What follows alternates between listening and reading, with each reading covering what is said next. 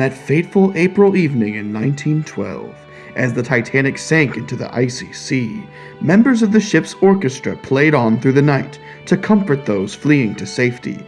Their stirring tune inspired several other performers on board to use their talents to soothe the souls of their fellow passengers.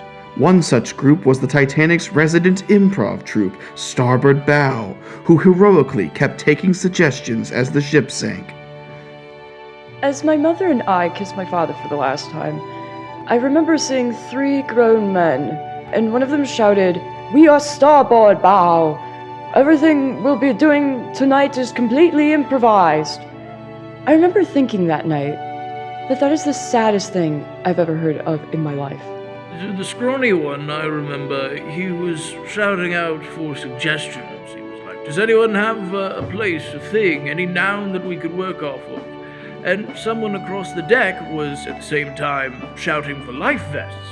So then the bloke says, "Oh, I heard life vests," like she was talking to him. So then people were approaching them thinking that they had life vests, which they didn't. And instead they got rather annoyed that the scene was being interrupted.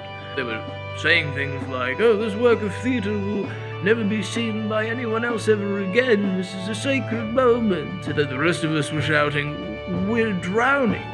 Is this really important right now?" Of all the artistic acts I hired to perform on that ship, Starboard Bow was the most dedicated. They were willing to die doing what they loved, performing possibly racist character bits to a lukewarm audience. The heavy-set one had started doing this Teddy Roosevelt impression, which was kind of funny, but also not very accurate. And he was upstaging the other gentlemen, which they were very visibly displeased about. Apparently someone had told him that Lord Michaels was on board and he was trying to show off. And I remember thinking to myself, who is this for? Who is genuinely entertained or comforted by this? No one is deriving any pleasure from what they're doing. And then the stern started to tip up and the troupe was forced to surrender the stash of life vests that they had hidden in their trousers. As I approached the improv troupe to take a life vest, the oldest man told me, "Hey, I know, I taught these guys everything I know. I still have some spots left in my 101 class. I really see something in you. Do you want to go back to my cabin and have some private lessons?" And I was repulsed. How many times has he tried that move on other women? The Titanic fell into her icy grave, taking with her all 3 members of Starboard Bow.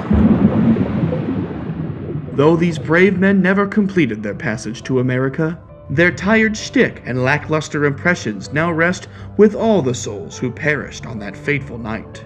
They are now voices from the deep.